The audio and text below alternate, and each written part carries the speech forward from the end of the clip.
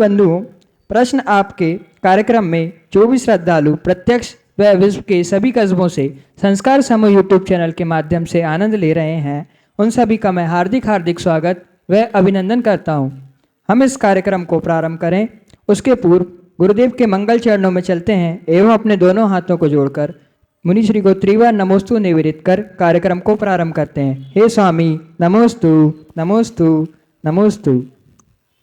प्रथम ऑनलाइन प्रश्न है महाराज जी, समाधि तंत्र में जो तंत्र शब्द आया है उसका अर्थ क्या है? समाधि के तंत्र शब्द का प्रयोग क्यों किया जाता है? समाधान कीजिए। नमोस्तु गुरुवर। देखो ऐसा है, शब्दानाम अनेके अर्थः, एक शब्द के अनेक अर्थ होते हैं। तंत्र का अर्थ आधीन भी होता है और तंत्र का अर्थ समूह भी होता है। यहाँ पर समाधि तंत्र कहाँ है? तो समाधि रूप परिणति का समूह का नाम या समाधि तंत्र लेना चाहिए। आगे प्रथम प्रत्यक्ष प्रश्न के लिए मैं आमंत्रित करता हूं श्रीमती मीना जी जैन। इसके बाद तैयार हैं श्रीमती प्रियंका जी जैन।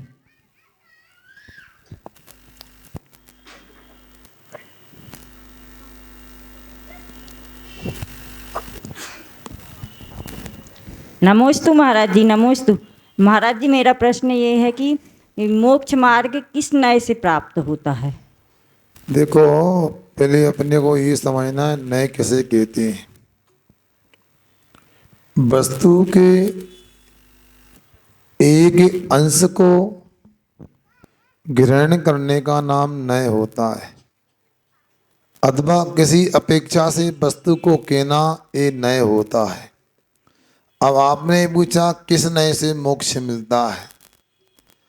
अब ऐसा है, यदि हम यथार्थ में देखें, शुद्ध निश्चय नय में तो कोई मोक्ष और बंध होता ही नहीं। पंडित जी, शुद्ध निश्चय नय में तो बंध और मोक्ष होता ही नहीं। यदि मोक्ष प्राप्ति की बात है तो व्यवहार नय के माध्यम से मोक्ष प्राप्त होता है, और व्यवहार नय से जो पुरुषार्थ करते हैं और उस पुरुषार्थ का जो फल होता है वह मोक्ष होता है। और मोक्ष रूप आत्मा की परिणति या दशा होती है, वो निश्चय नय होता है। इसलिए हम परंपरा से, व्यवहार नय से और साक्षात निश्चय नय से मोक्ष की पर्याय को मानते हैं, ऐसा जानना चाहिए। अब अपना प्रश्न रखेंगी श्रीमती प्रियंका जी जैन। इसके बाद तैयार हैं श्री विजयंती जी जैन। नमोस्तु महाराज जी। महाराज जी, मेरा प्रश्न यह है कि किसी को सुंदरता का घमंड, तो किसी को धन का घमंड, किसी को धर्म का घमंड। अगर सामने वाले को वह एक घमंड खुद दिखाता है, सामने वाले को बुरा फील कराता है, तो इसमें वह व्यक्ति क्या करे कि वह सामने वाले के ये घमंड वगैरह ये चीज़ दिखाता है? तो अब देखो ऐसा रहता है, एक कसाई की परिणति तो अनादि काल से चली आ रही है। कोई क्रोध करता है, कोई मान करता, कोई माया करता, कोई लोभ करता है। इसके लिए सामने वाले को बदलने ऐसी तो अपने पास कोई शक्ति नहीं है, प्रयास कर सकते हैं। अब वो घमंड जो होता है किसी न किसी के आश्रय को लेकर होता है। शास्त्रों में 8 प्रकार के मद कहे हैं। ज्ञानम पूजाम कुलम जाति बलम वृद्धि तपो बभु अष्टावासित मानितम स्वर्मार्गत समया। यहाँ पर ज्ञान का यदि ज़्यादा अपने को क्षोभसम हो जाए तो उसको लेकर के भी मान हो सकता है। ज़्यादा सम्मान प्रतिष्ठा मिल जाए उसका भी मान हो सकता है। कुल का भी, पिता पक्ष का भी मान होता है। जाति माता पक्ष का भी मान होता है। शरीर में शक्ति उसका भी मान होता है। कोई उपलब्धि रिद्धि का भी मान होता है। ज़्यादा तपस्या करते हैं उसका भी मान होता है। और यदि सुंदर शरीर है उसका भी मान होता है।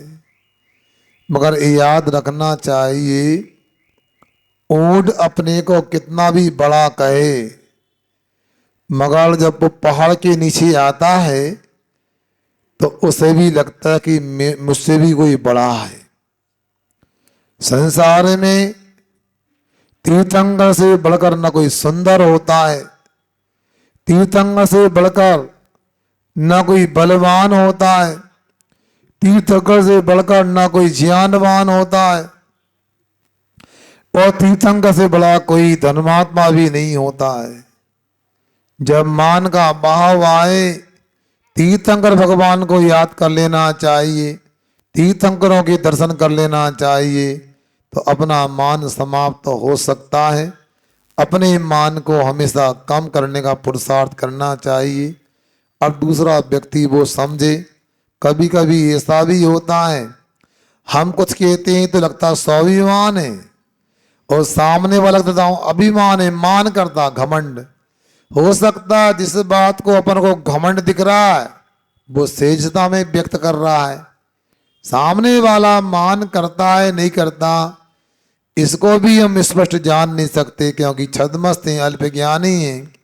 मगर अपने को मान का यदि कुछ अंदाजा लगता हम मान हो रहा है, तो अपने मान को तीर्थंकर से बड़े लोगों को याद करके उसका मर्दन करना चाहिए और कल्याण करना चाहिए। अब अपना प्रश्न रखेंगे श्री विजयंती जैन, इसके बाद तैयार हैं श्रीमती शिल्पी जी जैन मंडीदीप। नमोस्तु महाराज जी। असाध्य रोग और बुजुर्ग काया जब हो जाती है तब समाधि मरण लिया जाता है, और भी 2-3 नियम है उसके, आपने पाठशाला में बताया था भैया जी ने। मेरा प्रश्न यह है कि जब हम समाधि मरण लेते हैं, क्या उस समय चेतना होनी चाहिए समाधि मरण लेते समय? क्योंकि अक्सर ये देखा गया है कि समाधि मरण कहा तो जाता है, लेकिन पता लगता है कि वो उसकी चेतना ही नहीं थी, उसने कोई ऐसा कमिटमेंट नियम आदि लिया ही नहीं है, लेकिन उसके बावजूद भी उसको हम समाधि मरण कह देते हैं। जब डॉक्टर ने कहा कि घंटे आधे घंटे का समय बचा है, तो उनसे कहा आप जल का त्याग कर दो, वो सेंस में ही नहीं है, वो ना हाँ कह रहे हैं ना कह रहे हैं। तो क्या ऐसा समाधि मरण भी होता है, और अगर होता है तो उसका क्या फल मिलता है, या नहीं होता है समाधि मरण तो क्या नुकसान है? नमोस्तु महाराज जी। विजयंत भैया ने बहुत अच्छी गंभीर बात रखी है। आखिर समाधि मरण क्या होता है, शब्द की ओर भी ध्यान रखो। यहाँ पर बुद्धि में समता की परिणति या समता रूप परिणति, बुद्धि का नाम, समता रूप बुद्धि का नाम समाधि है, और समाधि के साथ मरने का नाम समाधि मरण है। अब व्यक्ति कामा में होश ही नहीं, मूर्छा आ गई, तो वो कुछ समझ नहीं पाएगा। इसलिए बुद्धि पूर्वक पापों का त्याग करके, व्रतों को अंगीकार करके, सबसे क्षमा करा के, क्षमा करके जो अनुष्ठान करते हैं, उस अनुष्ठान में भी अपने भोजन आदि को कम करते हुए, अपने उल्लास को, उत्साह को, प्रसन्नता को बढ़ाते हुए धीरे धीरे पंच परमेष्ठी नमस्कार मंत्र का आनंद लेते हुए जब शरीर का त्याग करते हैं अथवा आत्मा का ध्यान करते हुए शरीर का त्याग करते हैं, यथार्थ में उसका नाम समाधि मरण होता है। मात्र लोक प्रसिद्धि के लिए, अपने घर की प्रसिद्धि के लिए जब डॉक्टर ने कह दिया ले जाओ, कोई समाधान नहीं है, मूर्छा है, वेंटिलेटर पर है, नली नाक में लगी हुई है, अब व्यक्ति महाराज कुछ करो। अब महाराज के पास आया तो सोचते हैं कि कोई बात नहीं, आ गया जितना हो जाए, क्यों रमोकाल मंत्र बोलो, बोल तो पानी रहा, महाराज ने सुना दिया। हाँ, कोई विकल्प नहीं करना, घर का त्याग कर देना, मोह नहीं करना, उसने सुना तो ठीक, नहीं सुना तो ठीक।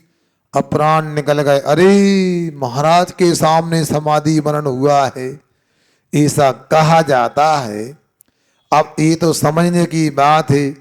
अब विजेंद्र भाई पूरे परिवार के लोग गुणगान कर रहे हैं, हमारे कक्का को समाधि मरण, अपन कैसे कह नहीं भाव, बिगड़ी होने तो स्वर्ग होगा, हम कैसे कह नरक होगा बताओ।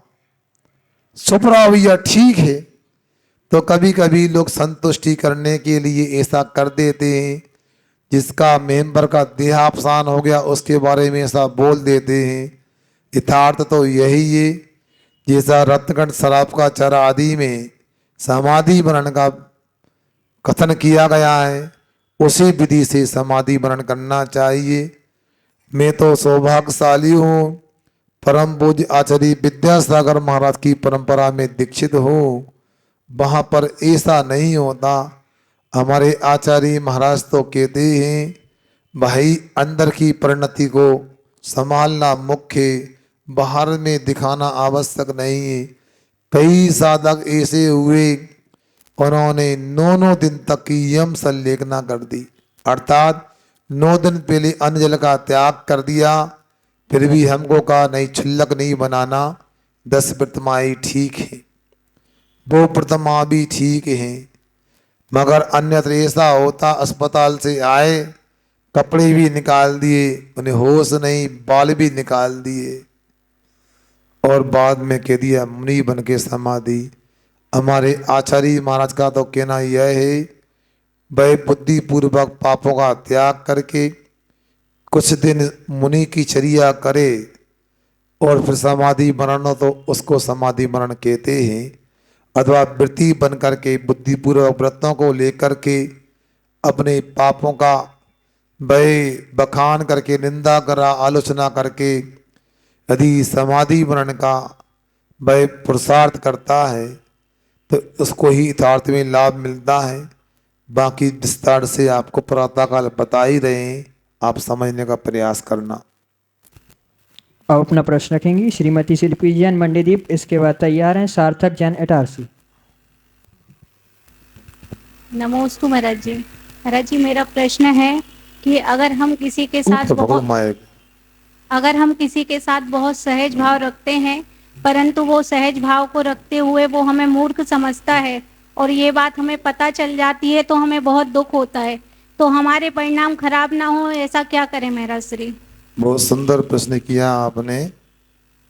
देखो ऐसा रहता है, संसार की तो ये रीति है, व्यक्ति अपनी सेजता को वह कायरता मानता है, अपनी शालीनता को कायरता मान लेता और उसका दुरुपयोग करता है। तो इसमें अपने को कोई हानि नहीं है। एक क्षुल्लक जी हुए, पंडित क्षुल्लक गणेश प्रसाद जी बर्णी, उन्होंने कहीं लिखा है अपने अनुभव में कि ठगने वाला पापी होता है, ठगने वाला पापी होता है, ठगाने वाला नहीं होता। हम तो सरलता का परिचय देंगे तो उत्तम आर्जव धर्म के पात्र बनेंगे। सामने वाला धोखा देगा और अपना दुरुपयोग करेगा, वो पाप का पात्र बनेगा। अपने को अपना कर्तव्य करना चाहिए, सरलता का परिचय देना चाहिए। और यदि ज़्यादा कोई अलग प्रकार का प्रतिकूल व्यवहार करता है तो मध्यस्थ हो जाना चाहिए, शांत रहना चाहिए। आज नहीं कल उसको उसका फल मिलने वाला है।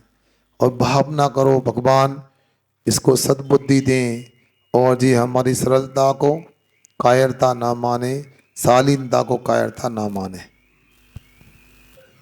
अब अपना प्रश्न रखेंगे बालक सार्थक जैन, इसके बाद तैयार हैं श्री संतोष जी जैन इटारसी। नमोस्तु महाराज जी, मेरे पास ये है कि जब अपन चींटियों को कुचल दे तो हमें रमुकार मंत्र क्यों पढ़ना पड़ता है? देखो बच्चा, तब पाठशाला अच्छे से आया करो। चींटियों पर यदि कुचलते नहीं, कुचला जाती हैं तो पैर रख जाता है तो उनका जीवन समाप्त होता है। तो हम अपने पश्चाताप करने के लिए कि हमने जो किया है वो गलत किया है, हमने हिंसा नाम का पाप किया है, वो पाप हमारा नष्ट हो जाए, श्री तत्काल 9 बार रमोकाल मंत्र पढ़ लेते हैं अथवा दूसरा गुरु से प्रायश्चित लेकर के अपने पापों का प्रक्षालन कर लेते हैं। अब अपना प्रश्न रखेंगे श्री संतोष जी जैन इटारसी, इसके बाद तैयार हैं श्री अरविंद जी जैन एडवोकेट। नमोस्तु महाराज जी। मेरा प्रश्न जो था वो विजेंद्र भाई ने पूछ लिया कि संलेखना किस समय लेना चाहिए और किस अवस्था में लेना चाहिए, तो वो आपने उसका आंसर दे ही दिया है तो मेरे को समझ में आ गया। चलो उनका समाधान पहले हो गया। अपना प्रश्न रखेंगे श्री अरविंद जी जैन, इसके बाद तैयार हैं सोनल जी जैन मंडीदीप। नमस्ते महाराज जी। सबसे पहले तो गुरु की कृपा हुई है इटारसी शहर पर, और महागुरु की भी कृपा हुई है कि हमें अपने जीवन में दूसरा पंचकल्याणक देखने का सौभाग्य इटारसी में मिल रहा है।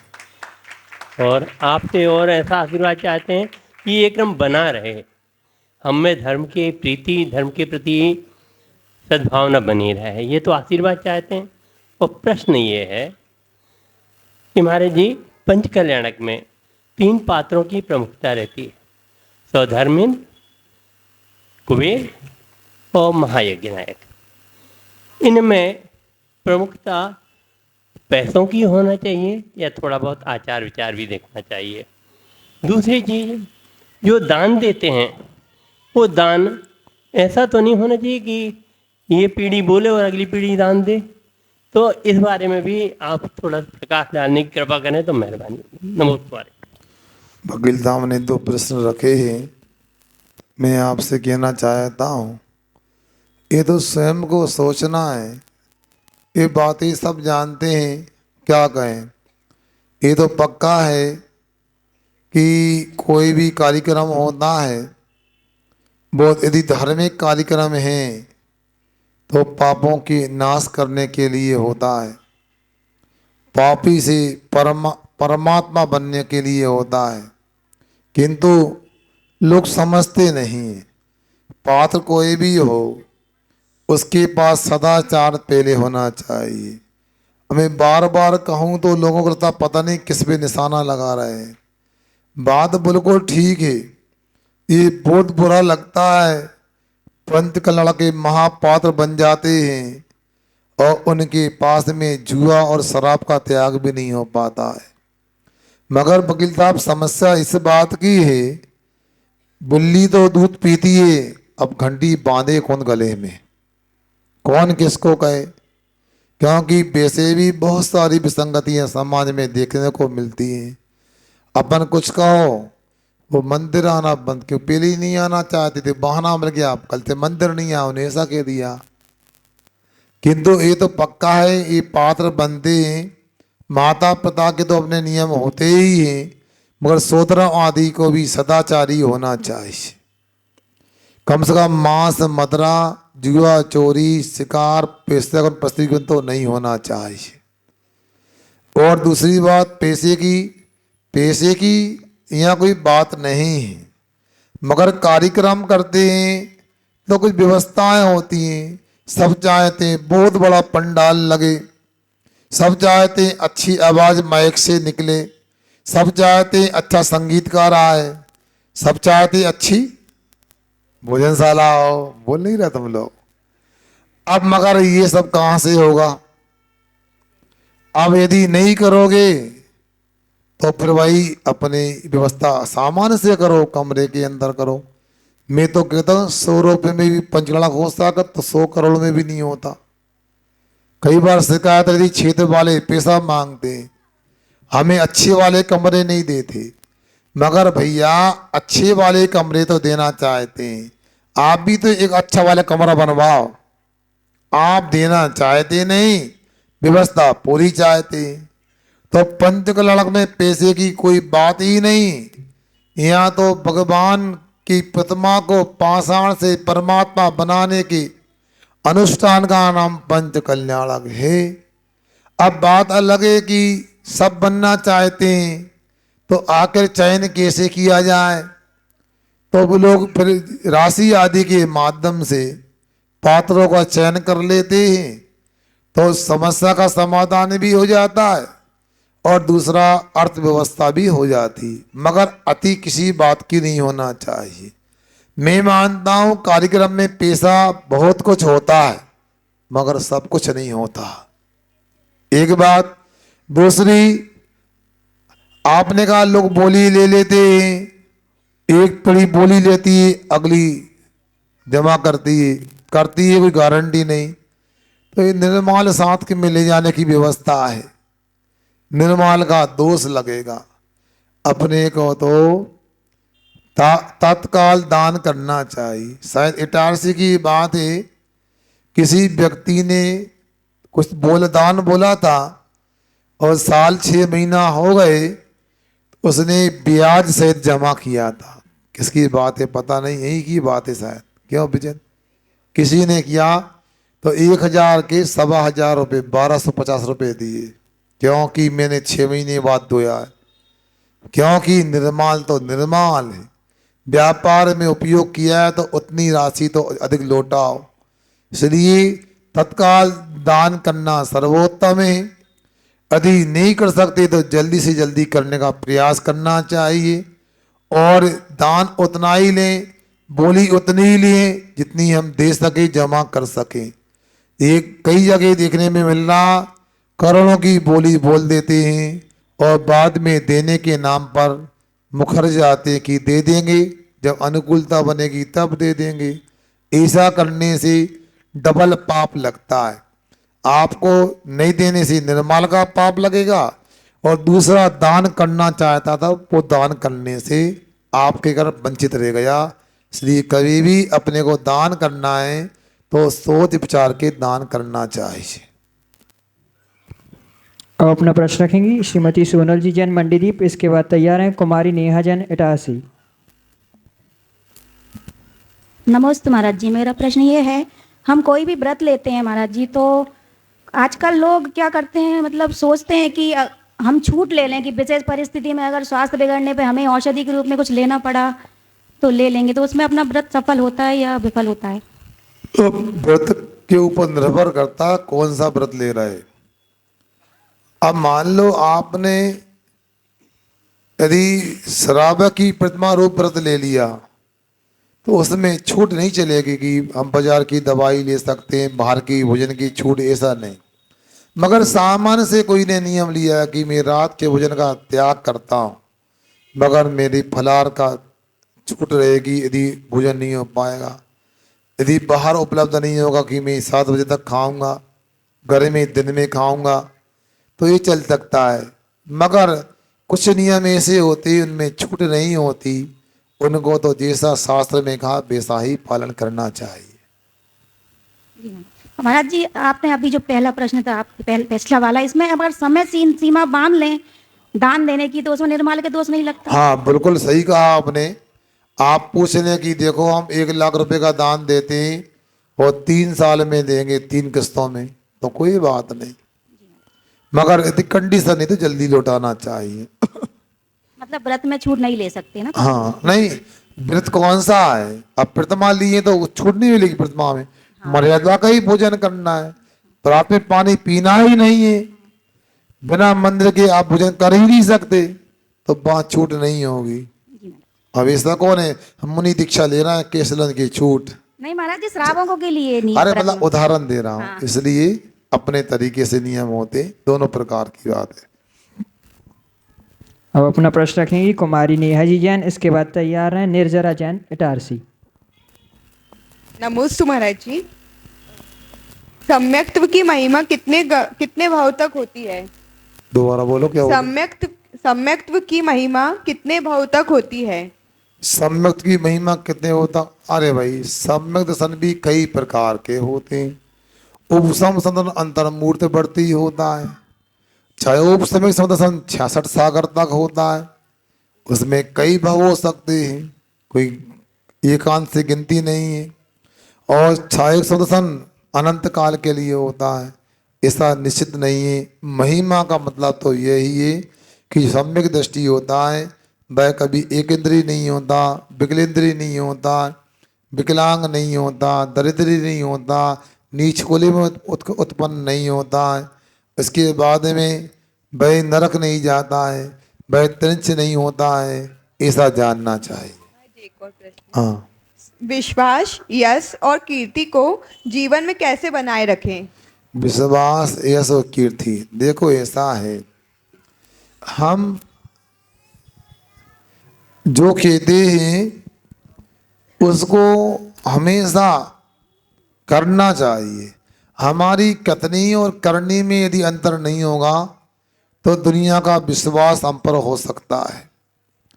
यश कीर्ति ये लगभग एक ही बात है, सुन रहे ना।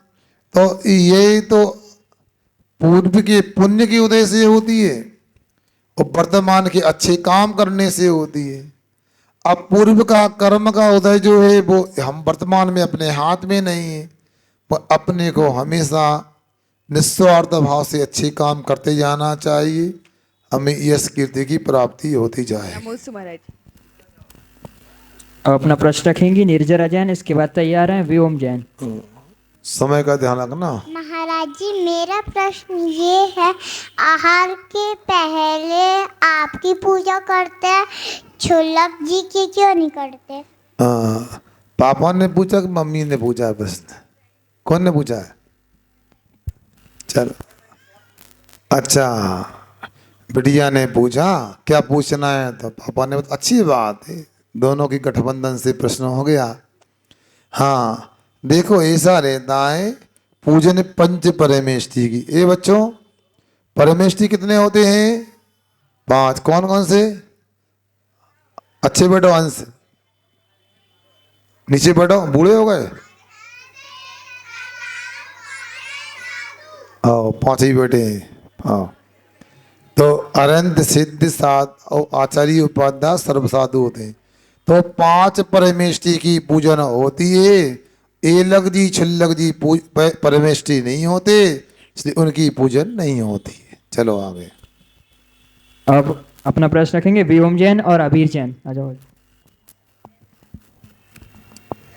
नमस्ते महाराज जी, मेरा प्रश्न ये है कि मंदिर बनवाना जरूरी है कि मंदिर जाना जरूरी है? अच्छा, बहुत अच्छा। मंदिर बनवाना और मंदिर जाना, सुनो तो दोनों ही जरूरी होते हैं। जब मंदिर जाते हैं तो लोगों को लगता है मंदिर बनाना चाहिए, लोग दर्शन करने आएंगे। और जब मंदिर जाते हैं तो लोगों को अच्छा मंदिर बना है तो जाना चाहिए। इसलिए मंदिर जाना भी अच्छा है और मंदिर बनवाना भी अच्छा है। ठीक है, आपने बब्बा से बोल देना। अब प्रश्न रखेंगे अबीर जैन, इसके बाद तैयार हैं श्रीमती उषा जी बजाज। इसके बाद क्या हो गया? कुछ नहीं। बोल दे तो कोई बात, बोल तो दो। नमस्ते महाराज जी। महाराज जी मैंने आज एक वैद्य जी से आपने उसकी चर्चा कर रहे थे ना अतिथि संविभाग व्रत की, तो उसमें बയ്या वृत्ति भी आया था। तो मैंने आज एक वैद्य जी से प्रश्न पूछा कि हमारे जैन धर्म में मतलब मुनि महाराज वगैरह दवाई वगैरह औषधि ऐसी नहीं लेते हैं, तो जैसे किसी साधु को यदि डायबिटीज़ हो जाए तो उसको क्या उपचार करना चाहिए? मैंने फ़ोन से कंसल्ट किया था उनसे, तो उन्होंने उपचार बताया कि करेला और ये नीम की पत्तियाँ पीस के और उसको पैरों के नीचे रख लो। तो उसमें उन्होंने ये भी बताया था कि वो पैरों के नीचे रखेंगे तो पूरे शरीर में जो अपनी जो नसें होती हैं तो वो उनको एक तरह से खींचती है, मतलब उसका रस। तो उसका रस थोड़ा सा जैसे स्वाद मुंह में भी आता है। तो महाराज जी जैसे आप आहारचर्या के पहले तो ये सब कुछ कर पाएंगे या नहीं कर पाएंगे, मतलब आपसे मतलब आप जैसे और मुनि। तो मेरा प्रश्न ये है कि जैसे आहारचर्या जब होती तो उस समय क्या हम इस विधि को कर सकते हैं क्या? क्योंकि जब लेंगे तब वो मुंह में थोड़ा सा उसका स्वाद आता है, मुंह में आता नहीं है रस उसका, इसलिए उसका निषेध नहीं कर सकते। बाह्य उपचार भी अनेक प्रकार के होते हैं, किंतु आहार में भी उसको यदि शुद्ध बनाकर पाउडर के रूप में लेते हैं, उसका निषेध नहीं है। करेला है, नीम है, कुटकी है, मेथी है, इनका पाउडर बना के लेते ही हैं। अब उन्होंने पैरों के माध्यम से, अब कई वेद कई डॉक्टर अलग अलग तरीके बताते हैं। यथार्थ यह है साधु को अपने आवश्यक करते रहना चाहिए, और कुछ आसन वगैरह होते हैं उनको लगा करके अपना धर्म ध्यान करना चाहिए। नए नए लोग होते हैं, नए नए वेद चिकित्सक होते हैं, अपने अनुभव बताते हैं। अंदर की बात तो यह है, जब साता वेदनी का उदय होता है कोई भी बाह्य औषधि काम कर जाती है। असाता वेदनी का उदय होगा तो कोई दवाएं काम नहीं करती है, इसलिए हमारा निषेध नहीं, शराब अपने तरीके से भैया व्रत कर सकता है साधु से पूछ करके, किंतु उस भैया व्रत में तरस जीवों की हिंसा ना हो, इतना ध्यान रखो बस।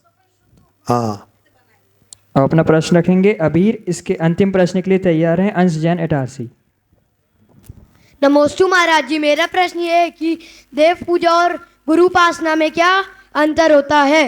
हाँ, देखो ऐसा है, जो गुरु तपस्या करके भगवान बन जाते हैं उन्हें देवादिदेव के कहा जाता है, और जो तपस्या करते हैं देव बनने की उन्हें गुरु कहते हैं। और दोनों का अपना अपना तरीके से बहुमान प्रदर्शन करना ये देव पूजन है और ये गुरु उपासना है, इतना ही पर्याप्त है। जिनवाणी के